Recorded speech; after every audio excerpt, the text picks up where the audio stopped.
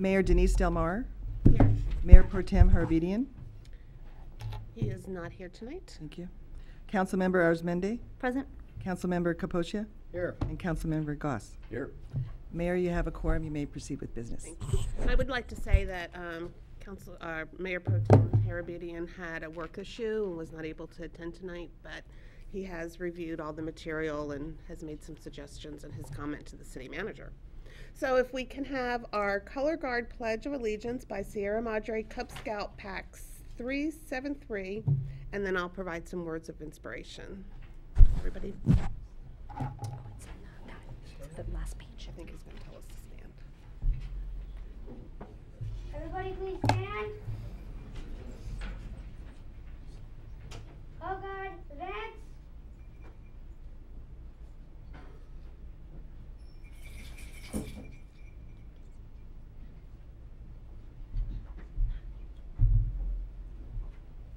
Yikes.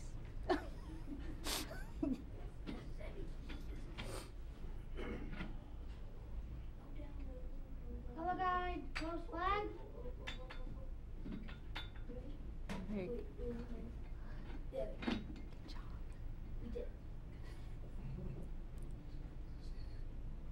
Scout salute. Everyone else, hands on your heart. I pledge allegiance to the flag of the United States of America and to the republic for which it stands, one nation, under God, indivisible, with liberty and justice for all. 2. Color guard reform. Color guard retreat.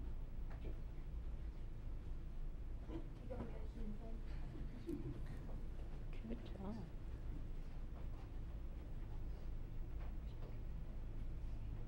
You may be seated. We'll sit down.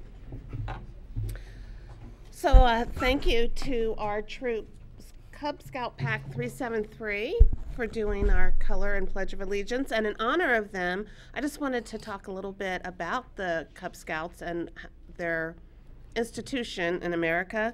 The Boy Scout Association holds a congressional charter under the Title 36 of the United States Code, which means that it is a comparatively rare Title 36 corporation in the United States.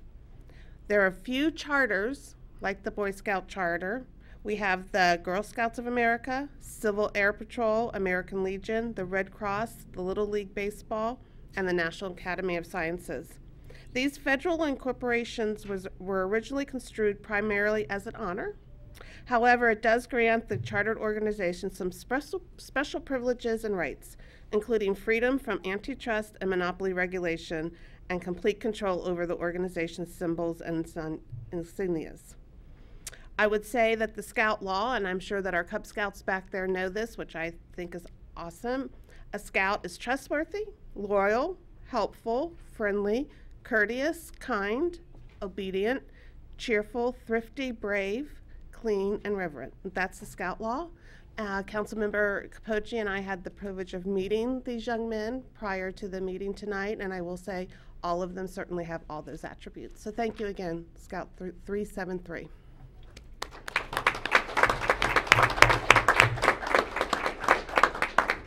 Okay, with that, as all the kids and parents exit, can we get a vote of the council to proceed with the city business? Approval of the agenda. Are there any changes? Changes. I'll move to approve the agenda. Second. All those in favor? Aye. Next on the agenda is approval of meeting minutes. Are there approval of the city council minutes from the special meeting of April 24th and then our regular meeting on April 24th? Would you like to take the meetings together? That's Do fine. we have any changes? Move to approve both meetings, or minutes. Second. All those in favor? Aye. Aye. Next up on our agenda is our council and city council reports since our last meeting. Do we have anybody who would like to report? I'll go first. I attended the city selection committee meeting, as I was saying. And What that is LA County, there's things like the county library board, they make appointments to that, so each representative of all the cities attends, so I was filling in for the mayor on this one, and after an hour and 15 minutes trying to get a quorum, we finally got down to business, but got it done. There's just a few things, county, what do you call it, the old dissolution of the redevelopment agencies, they have you know, a panel on that, so we named people to that and to the county library, so we did that. Today we had the water subcommittee for the San Gabriel COG, and the biggest thing was a presentation on the upcoming stormwater, I forget what they call that. Do you remember what that's called, City? Somewhat the MS4? Yeah, the tax. Oh, clean and safe water. Clean and safe water. Microphone. Oh, I'm sorry. So that will be Friday is a deadline to comment on the plan, and in June, the end of June, is when the Board of Supervisors is actually going to hold a public hearing on whether to impose or put out this tax for a referendum. So I'm pretty sure they're going to go ahead and do it. But I would like to, maybe I'll just mention it now, I would like to get it on our agenda here because I personally don't think this is a good idea, and I'd like to have the opportunity to try to convince council that this is something that we should be opposed to, because I don't think it's in the best interests of our constituents out there to pay this tax. So I'll leave it at that, and we can talk about it if it comes up for council. I just want to say thank you for going to the meeting yesterday, and what he didn't share was he represented Sierra Madre proudly, but also because he was there, we did have a quorum once we brought 2 other people in. Yeah. We had to actually round them up. So it's important to go to these meetings, and I thank Councilmember Capocia for doing that for me. Yes, sir. Brief report. It just has to do with water, but different water subcommittee, our city water subcommittee met since the last council meeting. Councilmember Capocia and I are the 2 council members on that committee. And we had a very productive meeting. One of the items that we discussed is on tonight's agenda having to do with the AMI meters. And then we have some other items that we discussed that are coming up on future agendas. That's my report. And I have no report tonight. And nothing from me. Next on our agenda is public comment. So this is for any member in the audience who would like to address the City Council on items that are not on the agenda tonight. Just please come forward to the podium and state your name. Good evening, Mayor Del Mar and City Council. I'm Darlene with Lifeline for Pets, and I'm here to show you a dog who needs a home, and his foster mom is bringing him here. His name is Baxter. He's 7 years old, a little min pin, and his mom is Kim, and she's going to tell you a little bit about him. Or are you okay to come around here? Or? Make sure he gets on TV. Min pin. Miniature pincher.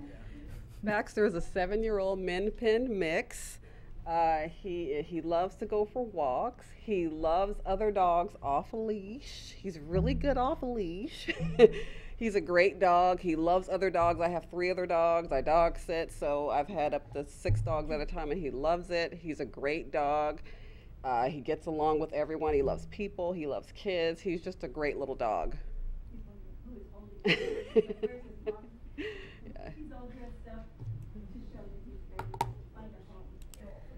And he's behaving really well with all these people and on that leash. So anybody who you know is looking for a dog or just think he has the cutest face ever, or We have flyers about him outside on our little bookshelf there, and so please think about it. We also have our website, Isn't it cute? lifelineforpets.org, and you go to. Did you get his face? And you will see Baxter there. Can I get a picture of him and get his face looking this way? There he Your is. 2 dogs gonna have that little Hi, Pup. collar with Hi, a Pup. ball. Come here. There you go. Oh, there you go. Baxter. I got it. Thank you. And I just want to note that having dogs that bark, no barking. Yeah. Big selling point there. Thank you. And before I take my leave, I just would also like to put out a plug for our rescue, which is, I've said lifelineforpets.org. We're in desperate need of foster homes for some of our shy cats and some of our kittens and some of our friendly cats. So again, please go online, lifelineforpets.org, and choose somebody. Thank you, Thank Darlene. you.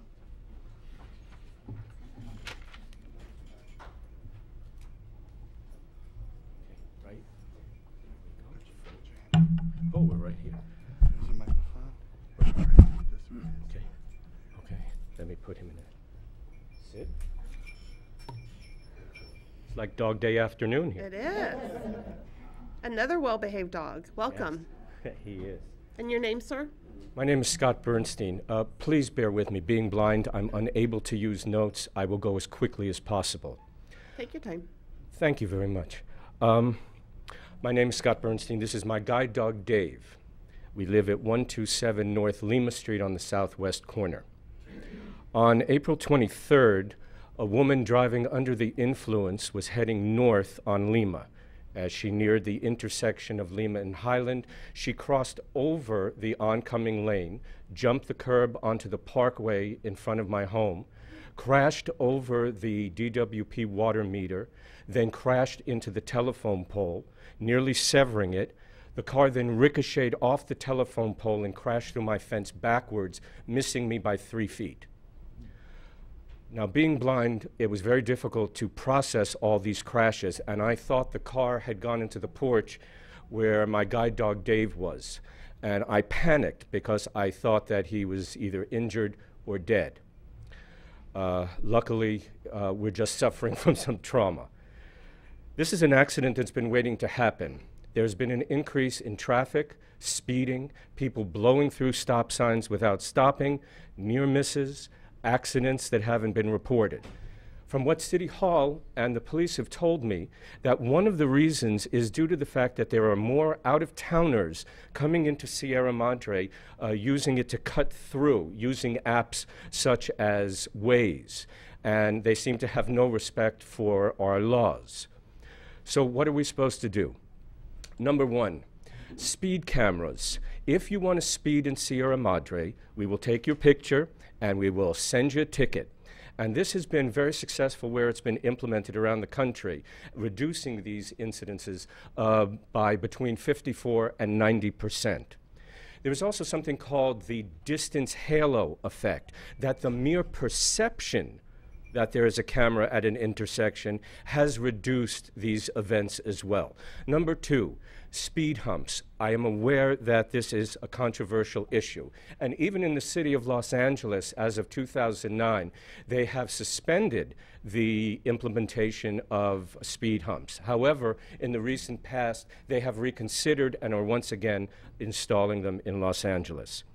In nearby Pasadena at Hastings Ranch, they have many speed humps there, and from what I'm told, they're very effective. In Monrovia, there was on a main street a lot of speed racing, auto speed racing, and there was a bad crash. And not long after, they installed these speed humps, and again, from what I'm told, they're effective. However, I am very sensitive to the fact that there is some issue over emergency vehicles versus speed humps. And I have no information on that. However, I do think it really is worthy of further investigation and further consideration. Number three, alert strips. Now, these are very similar to the speed, the dots that you see on the freeways. And they are designed to prevent someone from veering over into another lane. And perhaps, just perhaps, if that woman who crashed into my yard had driven over an alert strip or a speed hump, I wouldn't have to be here tonight talking about this. Now, the next thing is there are schools on Highland. and their kids coming home and they're on skateboards and all of that. There are also teachers who take their students up and down Lima to and from the public library, and they walk right in front of my house where the accident happened. Now, if that woman had been driving up Highland, let's say 2 hours earlier, and those kids were out there, but just use your imagination. All right. Number 4, speed meters. Speed meters, as well as stop signs, stoplights, and traffic signs are great. However, if you ignore them, they're useless. So in conjunction with some of these other options, they can be effective. Perhaps if the speed meter was reprogrammed to read speed camera or slow down or pay, perhaps someone who is considering speeding or who is speeding, it might catch their eye. To wrap it up, this is about prevention. 20/20 hindsight never works. Never works. Only foresight. And not just to protect old blind men like me, but for everyone, those kids who brought in those flags, to protect them, the senior citizens at the Kensington, and even you guys, the elected officials, we want to protect you too. But I think we're at a tipping point, and I think something significant really has to change. I really do appreciate the time, and I thank you, and my guide dog Dave thanks you. Thank you very much. Thank you. And we're so happy that you and your and Dave did not get seriously injured. Thank you. And we will make sure that this is addressed at another council meeting, and we'll have the city manager address that as well. And if you need me to be there, Dave and I will be there. Okay, thank you so much. Good evening. Good evening, Madam Mayor, members of the council. My name is Ed Chen with Athens Services. I'm here to announce that we have another compost giveaway. It's spring planting season this Saturday, May 12th, Sierra Vista Park, 9 a.m. to noon. Twice annually, we've been able to host these compost giveaway here in Sierra Madre, and with great partnership with the city, and citizens have been very, they've been outstanding when it comes to getting these composts. So again, we want to thank you for your leadership and thank you for hiring great staff. Like James Carlson, we really appreciate the nomination for the San Gabriel Valley Environmental Awards with the Los Angeles Regional Agency. Again, thank you very much. Thank you. So just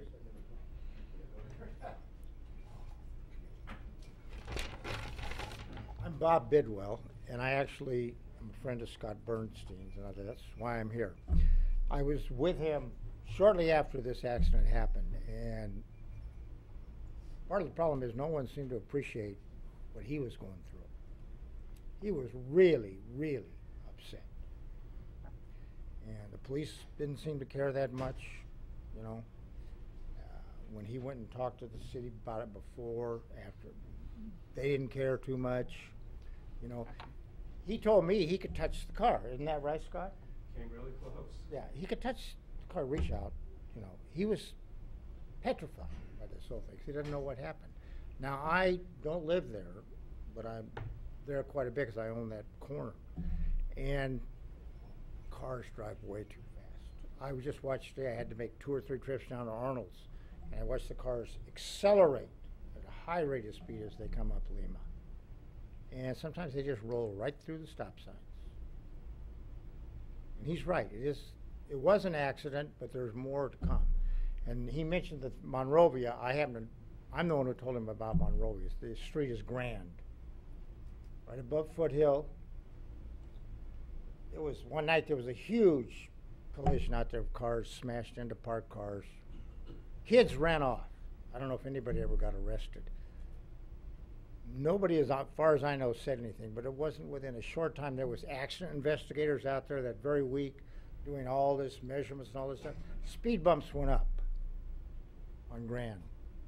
And as far as I know, nobody even asked for them. They just put them up because it was a dangerous situation. So I just want to second everything Mr. Bernstein said. And he's going to have to talk to me later and explain this Dave thing, okay? Because I called the dog something else. Okay, thank you. thank you so much. Sorry, Mr. Bidwell. Sorry. I didn't get your address, please. Do you live in Sierra Madre or no? No, okay. I own this stuff. What city do you live in? Thank you. Not close enough, right? Do we have anybody else to address?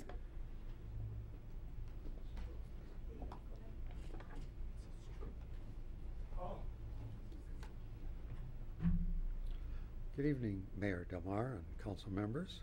I am Barry Gold, 441 Ramona Avenue.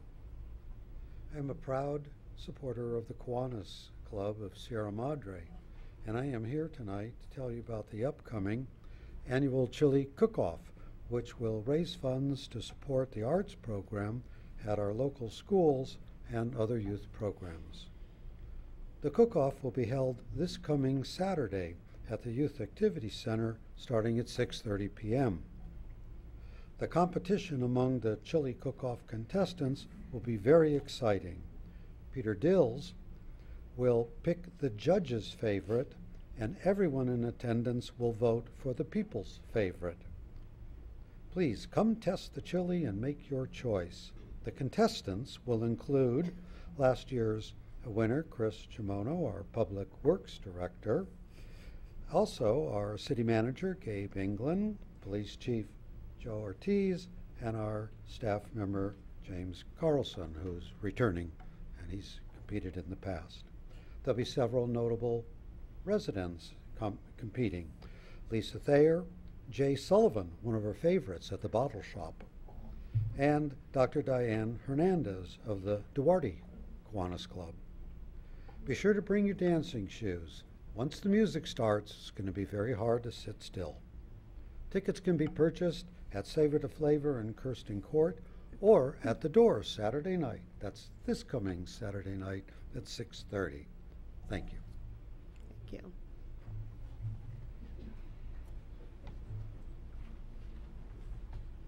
Good evening. Good evening, Mayor and City Council members. My name is Joshua Torres. I'm a Government Relations Manager with Southern California Edison, and I've had the pleasure to work with the Council and City staff for a little over 2.5 years. However, recently I did accept another position within Southern California Edison, still working with local governments, but in a project management capacity. And so tonight I wanted to take the time to introduce you to my replacement, Jeanette Soriano. So, come up, Jeanette. So Jeanette and I have been working together to make sure that there is a smooth transition for the city and, no disruption of service from Southern California Edison. So I want to go ahead and give Jeanette a couple minutes to introduce herself and tell us a little bit about her. Good evening, Mayor Delmar and members of the City Council and residents of Sierra Madre.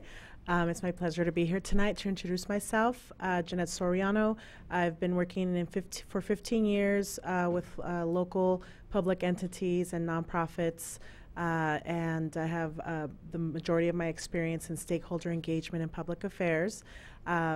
When I saw the opportunity with Southern California Edison to work in local public affairs, I jumped at the opportunity, having a lifelong interest in civic engagement as well as sustainability issues, and seeing how Edison is on the path towards clean power. It was an opportunity I couldn't pass up, and I had the great fortune to have been selected as the local public affairs government relations manager, covering parts of the San Gabriel Valley, including Sierra Madre. My first job was actually here in the San Gabriel Valley as a field representative for Judy Chu back when she was elected to the State Assembly. And so I'm very glad to have come full circle and be back here. So thank you very much. Thank you. If I may, really quickly, Ms. Soriano, welcome. And also, if you could follow up with me on one issue, there's something I've been dying to connect with you on. So if you can do that, but Absolutely. Welcome. Thank you. And could you just please tell us what your favorite city is in the San Gabriel Valley? Sierra Madre, of course. Okay, there you go. When can I move here? Thank you. Thank you. Do we have any other public comment for items not on the agenda? Nope. Okay. Thank you all. City Manager, so we're going to make sure that we bring forth the issues on Lima, street safety. Yeah, yes, Mayor. actually have a targeted enforcement area for speeding and distracted driving underway, and we jumped the gun a little bit. We're going to bring it forward either the 22nd of May or the first meeting in June. Okay, thank you. Next, we have a presentation from Kelly Rogers of Artie Rogers Brewing Company. If you'd like to come forth. Welcome. Thank you. We've all visited you, but this Yes. is I think your first time visiting us, right? No. Okay. But it's been a while. Thank you for having me, Mayor Del Mar, City Council members, and the community for welcoming our business so enthusiastically and with all the support. I really appreciate it. We wanted to open our business in an area that we could take part in the community. We didn't want to be just that other business that entered the community down the street and around the corner. So at our grand opening, we had a raffle, and we had a lot of the other businesses and other people contribute to that raffle. We had Woodhill Designs make a beautiful Craftsman mantel clock that went off onto the raffle. Sierra Madre, Java Madre offered some packages, and other businesses like Casa del Rey contributed to a dinner certificate, and I want to thank them very much, and others. And with the proceeds from that raffle, I'd like to present a check to CERT in thanking them and the community for welcoming us again to the community. Do we have anybody from CERT who could accept it? Come on up. Thank you so much.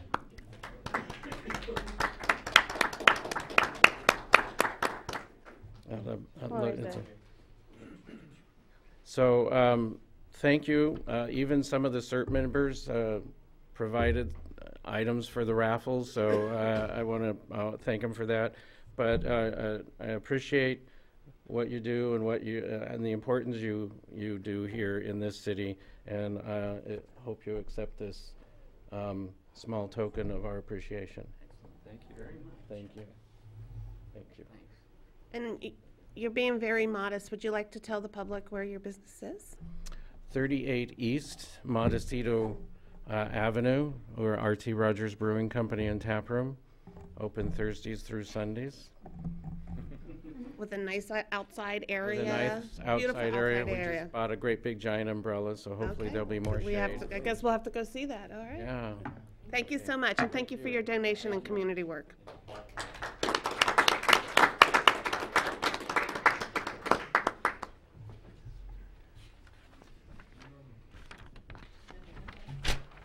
Okay, so we'll move on to our consent items. We have two.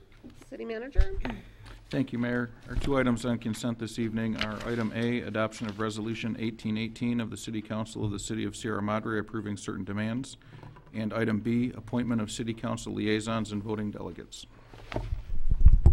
Okay, do we have any questions? No. Looks good to me. I move to approve.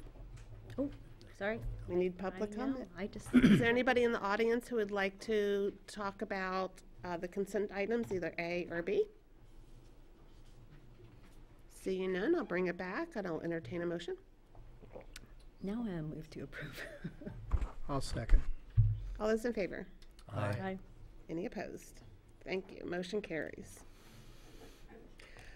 Our next item is a consideration of consultant service agreement with Dapper, Rosenbelt, and Lithic, LLP for code enforcement legal services, and he'll be providing our director.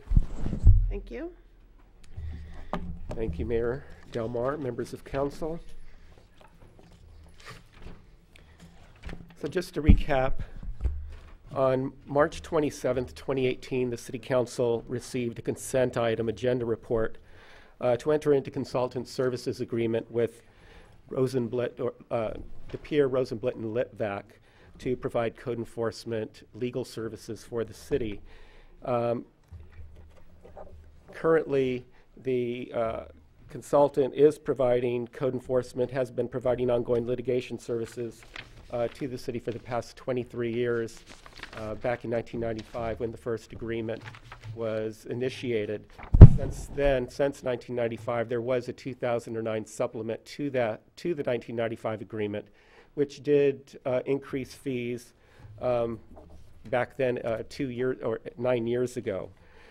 So the agenda report that you have in your packet is the consultant services agreement, and we wanted to update that, and that's one of the reasons why we brought this to you.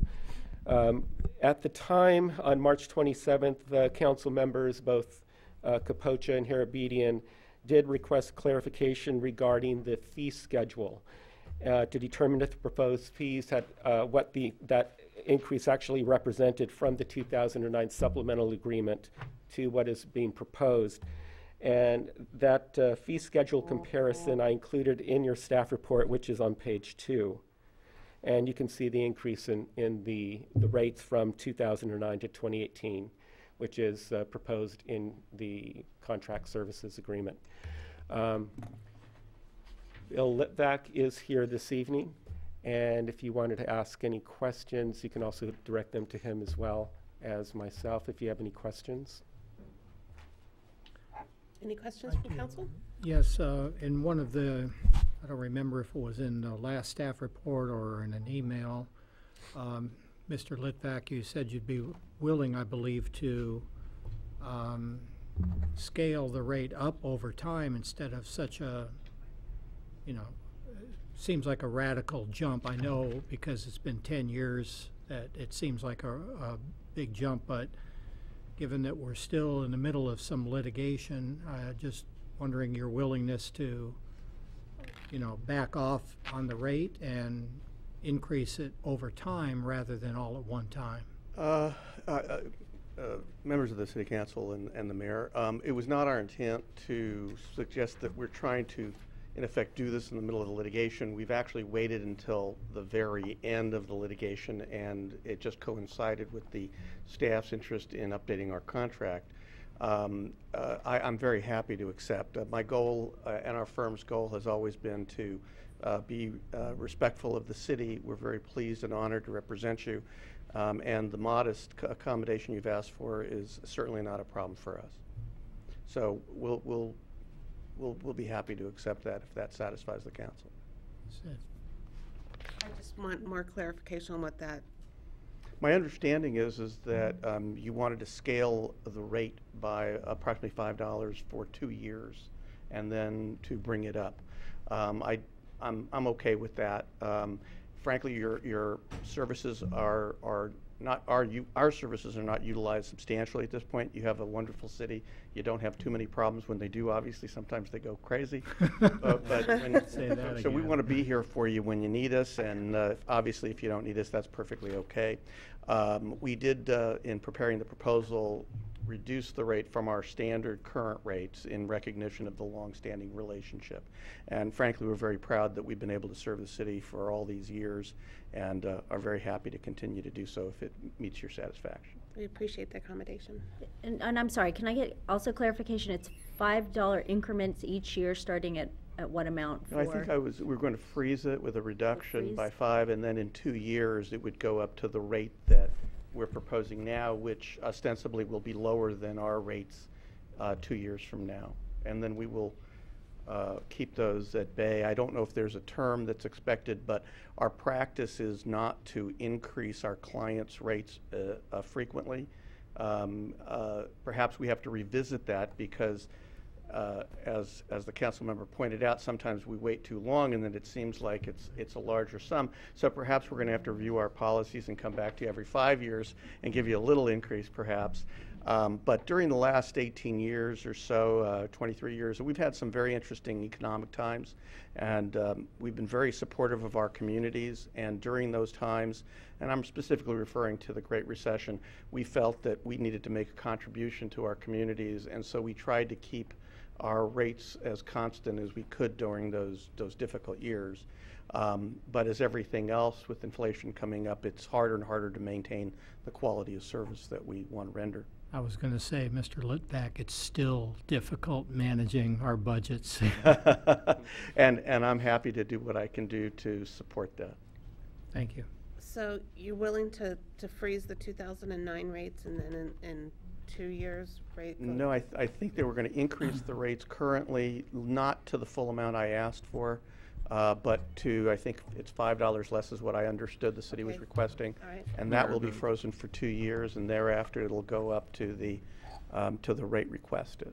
The document that Councilmember Capocha was referring to, I believe it was sent out in between packets actually, which is why it's not there tonight. But if you look at the hourly rate, for example, for criminal code enforcement, it's $190. The proposal was to start at $185 and then phase it in up to $190 in time, following with the other areas as well. So in 2020 it would be 190? Correct. Okay, that's what I was trying to get at. Okay. And I believe that I've just been handed a new supplement for the contract, and it does reflect accurately what my understanding is. Okay.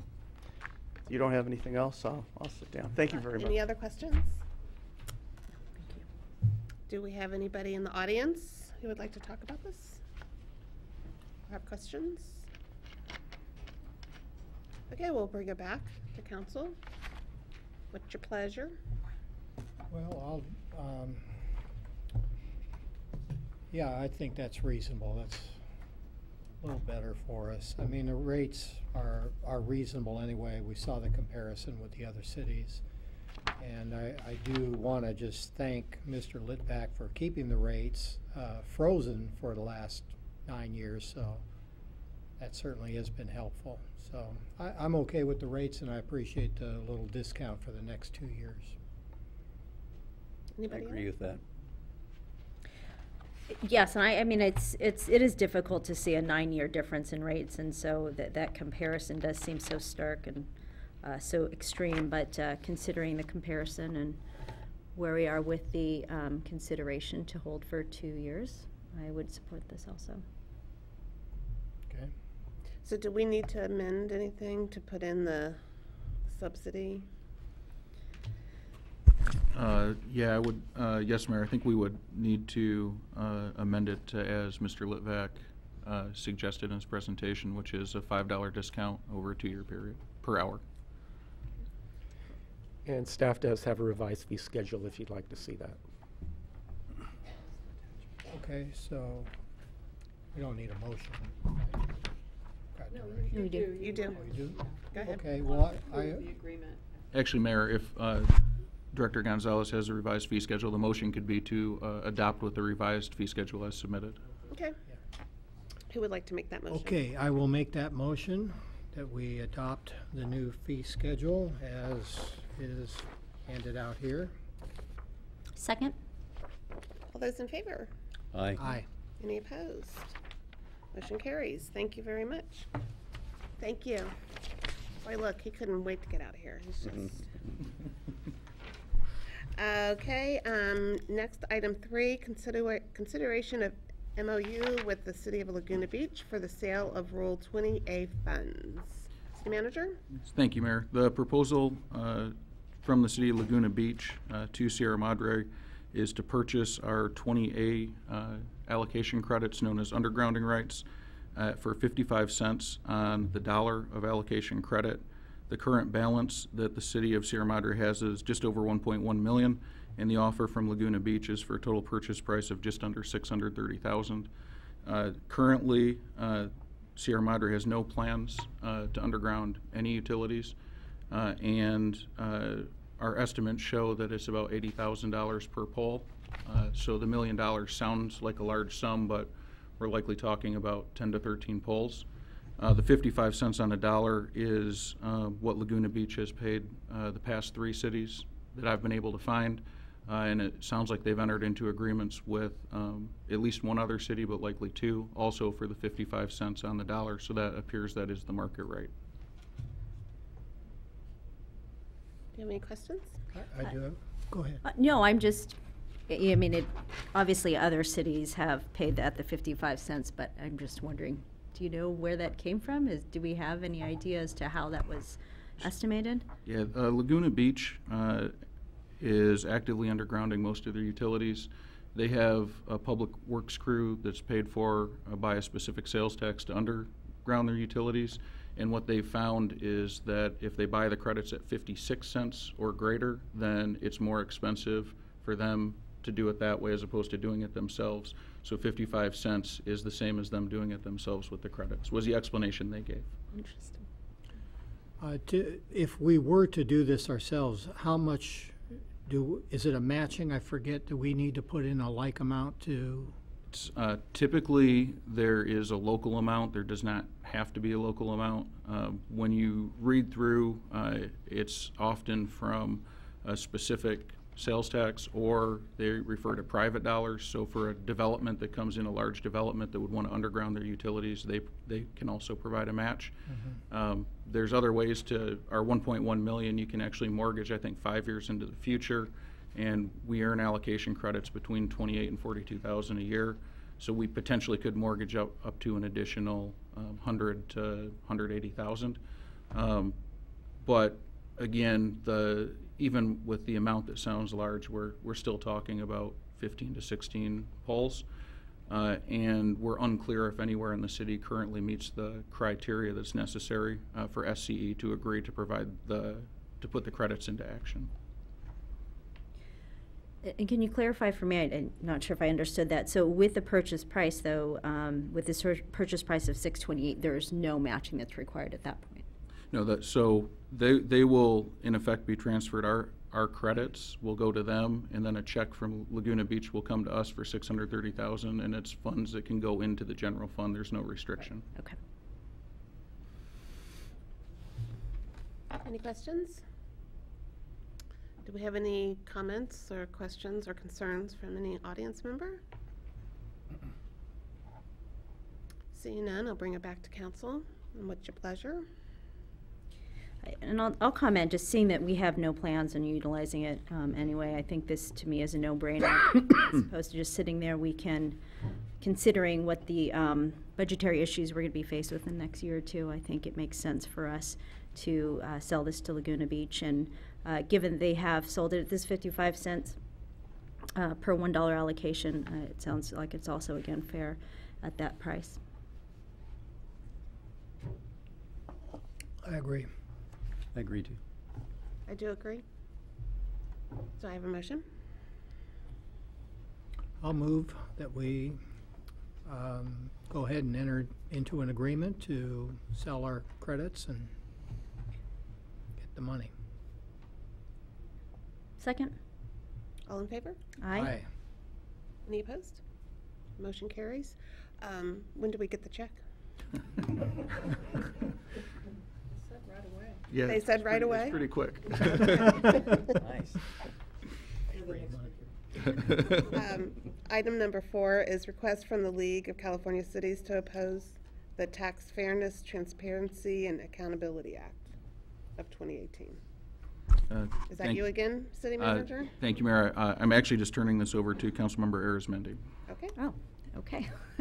I had mentioned this, I think, at the last meeting, that at the League of Cities, being a board member there and also attending the Advocacy Day, I think this past early April, this is probably one of the biggest issues that came to the members, and one of the biggest issues that we are pushing on as we spoke to our legislators.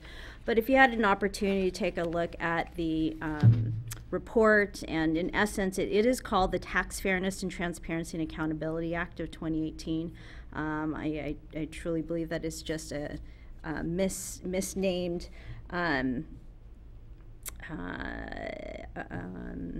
act in truly what it's intending to do. And I think you have the copies in your packet with the talking points and also some of the fact sheet. But just in essence, what it is that this is supported and sponsored by the American Beverage Association. They've already put in close to $25 million into this in different areas that they've invested in to initially state that as a city, you will not have, or that will make it a lot more difficult for you to pass local taxes.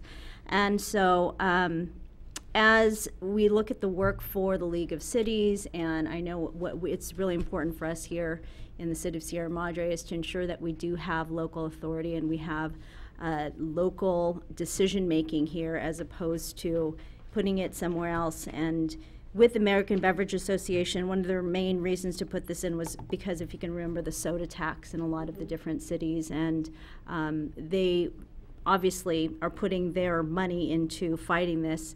And so the talking points are there, and the one really interesting piece of this is that if this initiative passes, it would also apply retroactively and void out local measures that voters have already voted on or before January 1, 2018, and that just absolutely blew me away. So to retroactively say, here are the voters, this is what they decided on, but nope, now we're going to eliminate that piece.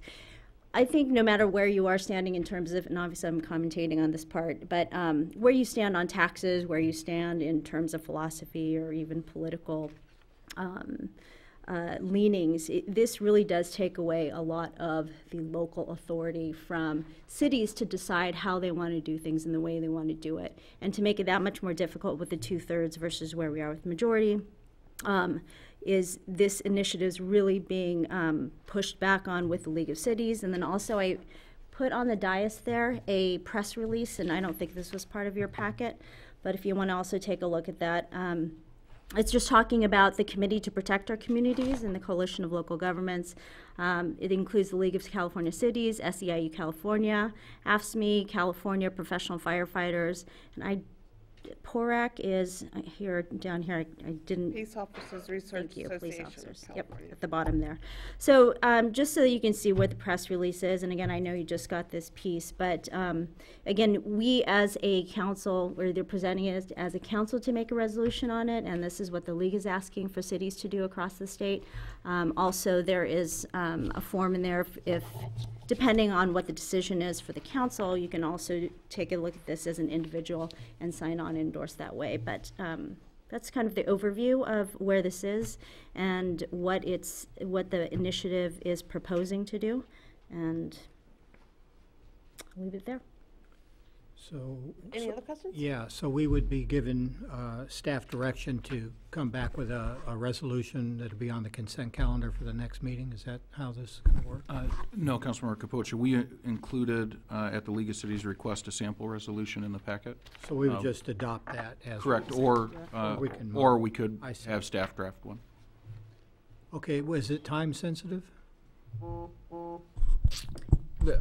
Not time sensitive in the fact that there's lead up time before it happens. The League of Cities wants councils to show they're in opposition to it. So they had requested this as an urgent item. With that said, there's lots of cities that will be discussing it over the next several weeks. Somewhere I thought we had like a May 18th deadline or something, but no. I don't remember one. I think the urgency is because the opposition, or those that the proponents of this initiative they've really been gathering support and dollars into this, and the more that the opposition can show their support, we're hoping that we can push this and really make an issue to fight. But there's been a lot of momentum for this initiative to move forward. Okay. Okay. Yeah, I'm fine with. Yeah, we could. Before we vote, do we have anybody in the audience who would like to talk about this item? The Tax Fairness, Transparency, and Accountability Act of 2018. Okay, I would just like to add a couple comments, and I, for one, was rather kind of offended by the name of this initiative, because it really does not depict what the resolution really does, and it really does tie the hands of the local government.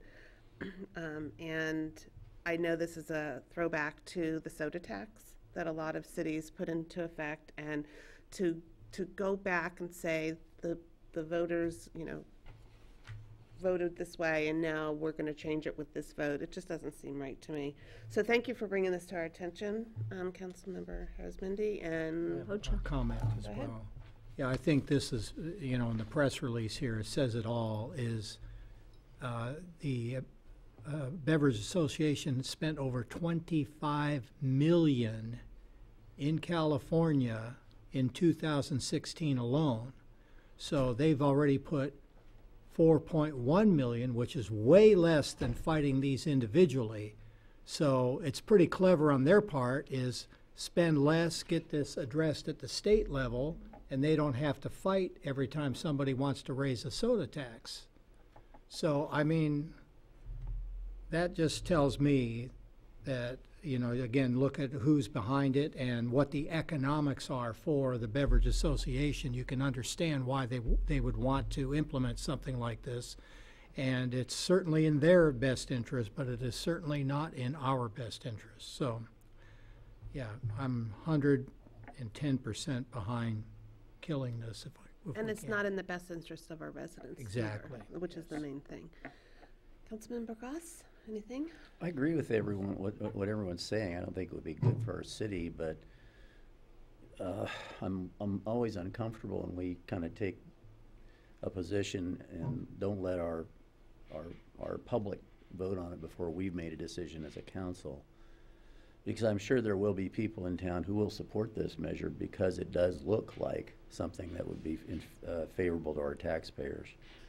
But I do take agree with you all on your analysis of this. I think it would be devastating to local government, and I think if you weaken local government any weaker than we are now, because there are other initiatives at the state level going that way as we speak, we might just have to pack local government up and just have state government run things, which is not my cup of tea. So I'm going to vote for this. I'm just generally not crazy about supporting, you know, or opposing or supporting initiatives of the council, but I think this is important to do. Mayor, could I just explain, in case the community doesn't know, the difference between a general tax and a special tax, and why this provision is so insidious? Because it really does put people in the position of the tyranny of the minority. You, with this provision, if this were to become law, then 35% of people in any community are going to call the shots for you as to whether or not you can choose as a community to raise revenue to support public safety and roads, which is what general funds support. And right now, a community could choose to vote for or even put a citizens initiative on a ballot for a general tax, which would be spent for general fund purposes, which is largely public safety, police and fire, and it only requires a majority vote. And that's fair, because that's, if a majority of your community thinks that's a good idea and supports revenue raising for that purpose, you should be allowed to do it. A special tax is different. A special tax is a tax that's very specific. You have to specifically say what the tax is for. It can only be spent on a very specific purpose. And for that, by our Constitution in California, that requires a 2/3 vote because it is more limited. And if you expand that constitutional requirement to any kind of a tax, including general fund, as I suggest, it really is a situation where our communities have lost their ability to decide their own local control and their own fate, because 35% of, or less, call the shots. And no longer can you have a majority position of what people think is good for their community. Thank you. I just wanted to comment too. I think I liken this to Measure D, and there's an entity that's trying to make an example of Sierra Madre, and in this situation, I feel it's the ABA trying to make it as an example of California. So they're really putting in all of their dollars, all of their guns into this, because if it does pass here, they'll be able to take this all across the nation. So I think it's extremely important for us to, well, set a precedence and say that, no, it's not going to happen here, just like we did with Measure D. But also, again, like I stated initially, is that this is not about whether you like taxes or not taxes. This is really about what we can do as a local entity and our local authority. So whatever we decide tonight, as an individual, I was going to take a stance on it too. So I definitely want to support opposing it and completing out this or approving this resolution tonight. Yeah, well, I'm okay with the draft resolution. Yeah, I'm good. It's okay. So do we have a motion? I move to approve the resolution as drafted. I'll second. All those in favor? Aye. Aye. Any opposed? Motion carries. Last item for tonight is, this is going to be, this was my favorite. Consideration of sole source professional services agreement for the purchase and installation of citywide AMI smart meter system. Good evening, Mayor and members of council. Tonight, staff is going to ask council to approve a sole source professional services agreement with Aquametric Sales for the purchase and installation of an AMI automated metering infrastructure system for in an amount not to exceed $947,307. So I have a brief presentation followed by I'll be here to answer any questions. So we'll start off with the presentation, why AMI, our vendor selection, cost, and then we'll answer questions. So why AMI? So we know with the exception of 1 year, the past 10 years, the region has experienced a historic drought. During that time, we asked our residents to conserve about 30% on their baseline water consumption. Our residents came to us and asked, how do we conserve? How do we know how much water we're saving? How do we read our meters? How do we know if we have a leak? Well, we know that AMI is going to give our residents the power to monitor their consumption, to be notified when they have leaks. They'll be able to set budgets for themselves and track it in near real-time fashion to see how they're trending and make adjustments to their water consumption. The system will also have the capability to notify residents when a leak condition occurs on their property. So if the meter's running for a certain amount of time, it'll send up a leak flag. The resident can option to receive an email to be notified that there's a leak. They can tend to that leak right away and limit their exposure to high water bills. It's also going to allow us to move to monthly billing. It's going to save about 1.5 full-time employees. As opposed to going out and having 4 people read meters for a day and a half, meter reading is going to be done at the push of a button. It's really going to provide optimal customer service. When a resident comes in who chooses not to use the portal, or if they call in, our staff will have the ability to log in, see how their water patterns, see how their water consumption is trending, see why they have high water use. Or if somebody wants to close an account, they can come in, our staff can access their account, get a closing bill, and issue a closing statement, an invoice right on the spot. We know that we have about 2,000 meters in our system that need to be changed. We know that replacing the water meters is going to improve efficiency in the meters and accuracy. And we know that that's going to have an overall improvement on our unaccounted for water loss. It's going to help us track actual production and compare it to our consumption so we can get a better gauge on our water loss numbers. So why we chose Aquametric and Census. The city's been purchasing Census meters since the mid-'80s. In 2005, the city evaluated multiple AMI solutions and at that point determined that Census meters was the best option for the city. In 2008, the city began purchasing smart meters in anticipation of launching an AMI solution for the city. To date, we have approximately 2,000 smart meters in the ground. Of those 2,000, 400 of them in the lower canyon already have the radios installed. Once the towers go up, if council approves it, those 400 meters will automatically be detected by the towers and converted to AMI. Of the remaining meters, we have about 650 meters that are on what we call touch read, where our operator walks by and he just zaps the top of the lid and it feeds the read information into a handheld. So this really speeds up the meter reading process and limits entry errors. Those meters will just be equipped with the radio, plug and play. We simply replace the touchpad with the radio, plug it in, and again, the system will automatically detect those and convert them to AMI. Aquametrics is the exclusive distributor of Census products in Southern California. They're the only place that we can buy Census. And it offers a one vendor solution. What we want to avoid is a Frankenstein system.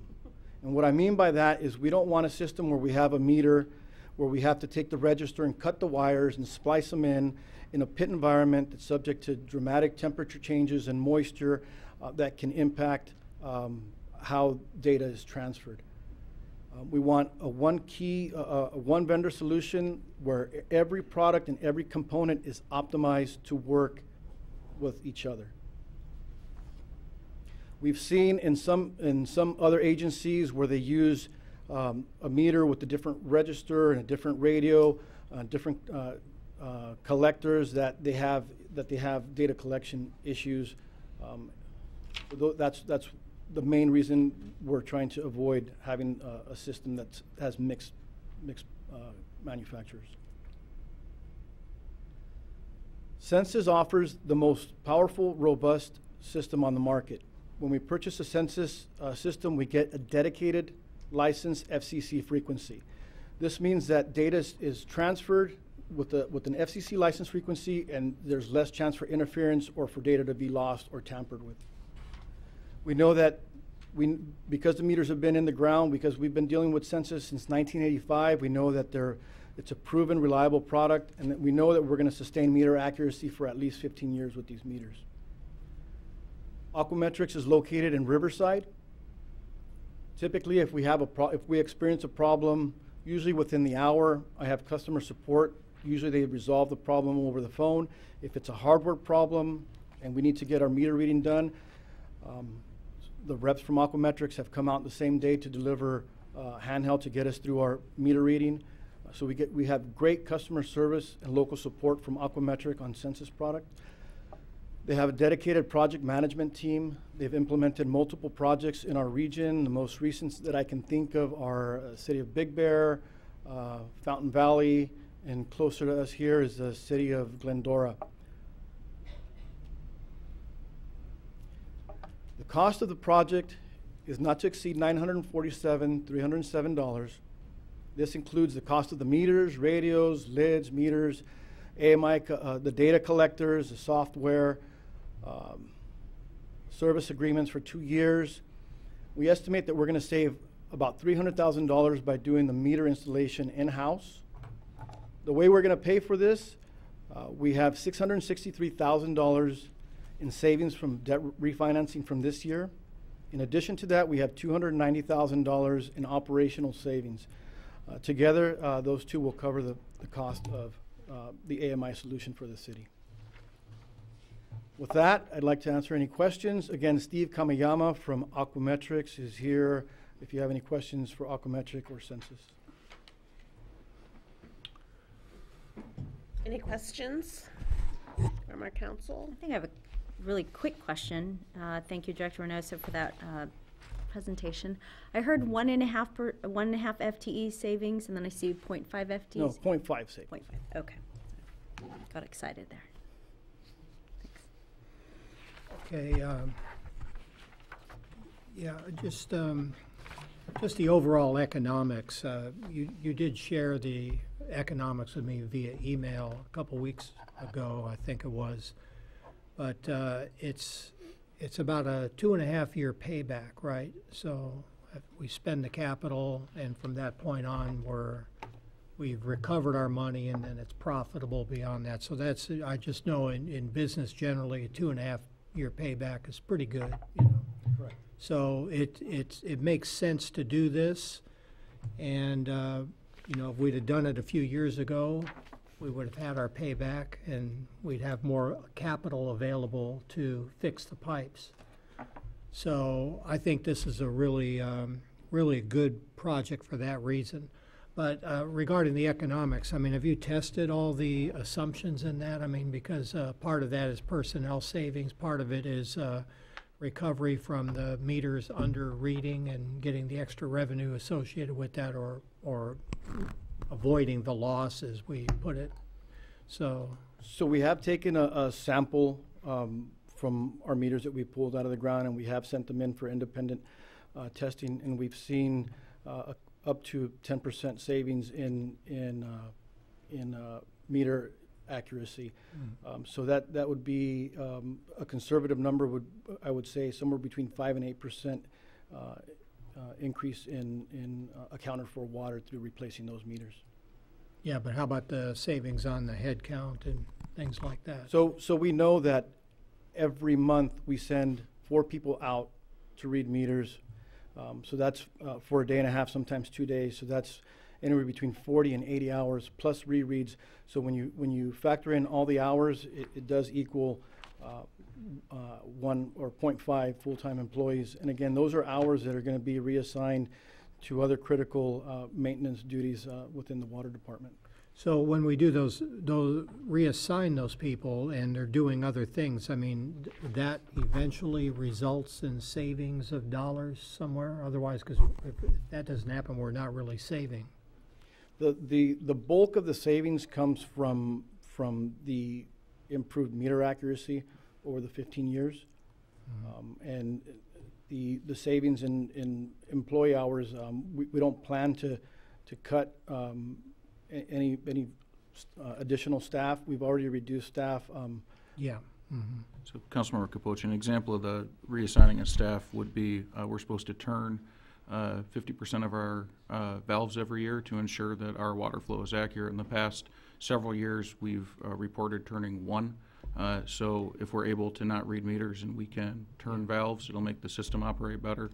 The return on investment was based on 5 points. It was reducing water loss through leaks and inaccurate meters that we've talked about, reducing employee costs, which includes response time to repairs, to process leak forgiveness, to do leak assessments on the property, to meet with the homeowners. A lot of that will go away. We're trying to be conservative with our direct cost estimate, but it has benefits outside of that as well. The largest contributor, as Director Reynoso said, to the return on investment is if the meters are 8 to 11% off. That's meter going through a water that's unaccounted for and not paid for. Yeah. You know, the other thing, too, I was thinking about this is I don't know how much we've given as a result of undetected leaks to customers where we've given the one-time credit.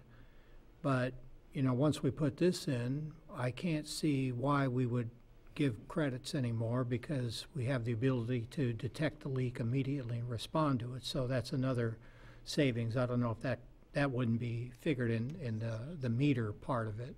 So it's not calculated in the return on investment, but it is something that we've considered we'll have to change the leak forgiveness program in front of council because every meter will have hard data and the homeowners have the ability to get real-time alerts if they have a leak. We will get real-time alerts where there's a leak and we'll be able to solve the problem quicker.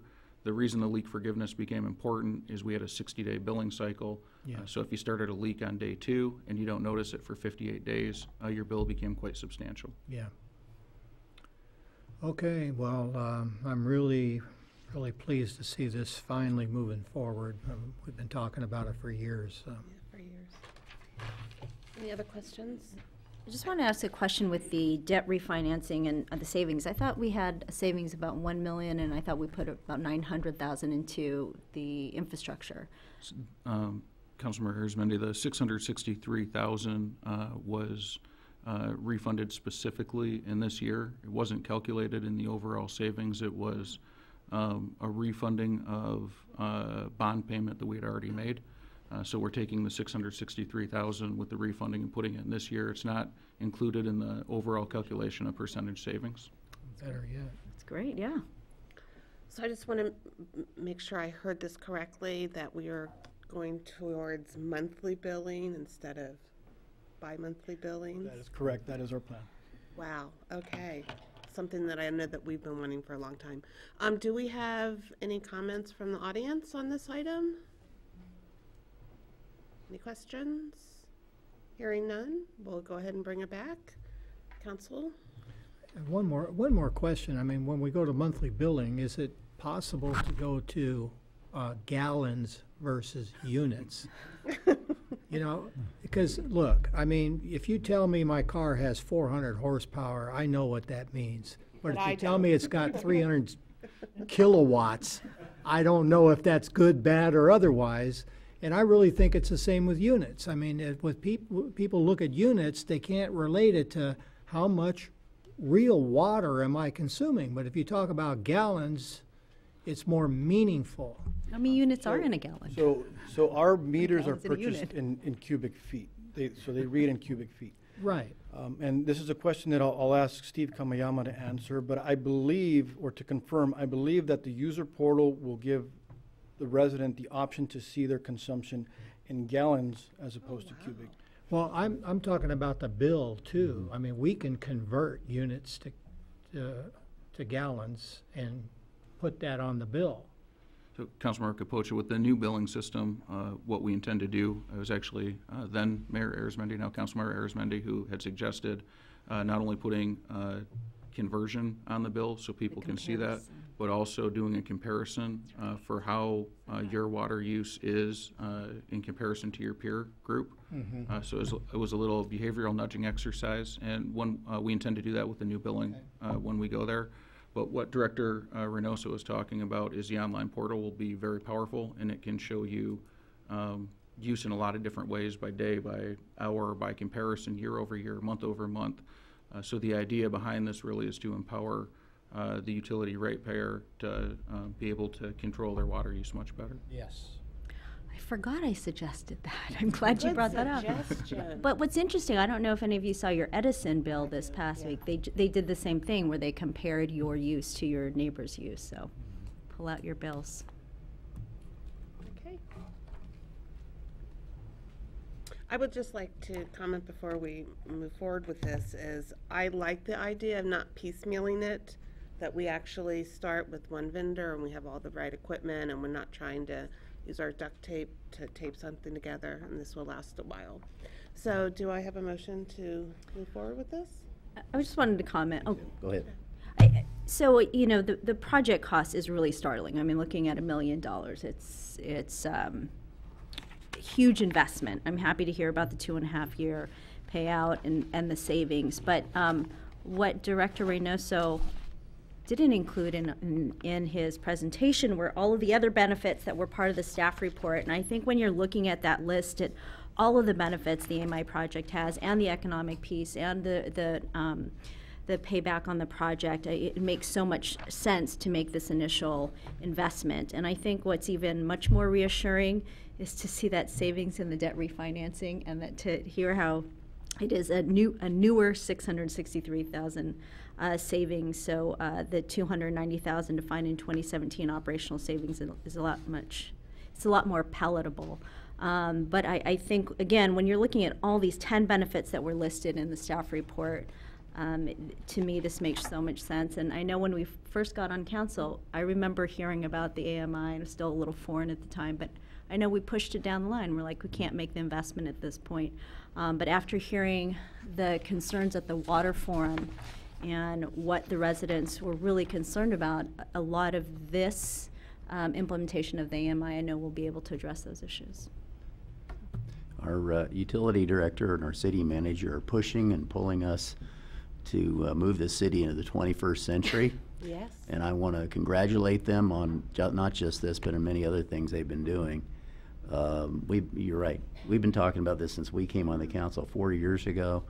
and came close to pulling the trigger a couple times, even when we didn't have the money, but we didn't, so we were responsible. But this, there's so many benefits here, and it really sets the stage for just a more intelligent way of distributing our water in the city and thinking about water. And so I just commend our staff, and I'm really excited to vote for this tonight. Go Water Committee. Hey, water. This is a bright day for Sierra Madre, I think. Yes, I agree. Maybe out of line here, but as a result of this, you'll have the data so you'll know a better idea of what the leakage is. I think that was one of the things. Yes. I understood this. Yes. Also, just give you some information on what the leakage is throughout the system before you could get there. So Mr. Alcorn's off microphone, so let me just reiterate what he said, that the system will allow us to identify and detect leaks faster than we have before in the system, which will result in less water loss. And you can monitor the consumption on an aggregate basis in real time as well. Every day, you know how much is going through each meter. Where today, we know every 2 months what half the city is going through the meter. Half the city. So yes. Huge move forward. Okay. We have a question. Do you want to come up to the podium? We're not really doing public comment, but we'll ask. But we'll certainly hear what My name's Rita Flynn. I'm at 255 West Grandview. And I'm sorry I haven't been here for the months in which you discussed all of AMI. But I have a brief question. What is the timeline for complete implementation of the meters throughout the city? That's a great question. And a secondary one, because this is an installation in the ground, is there special encasing? I don't know I haven't had a picture in my mind what this looks like, but it has radio control, and is there special casing that keeps it safe from elements and whatever?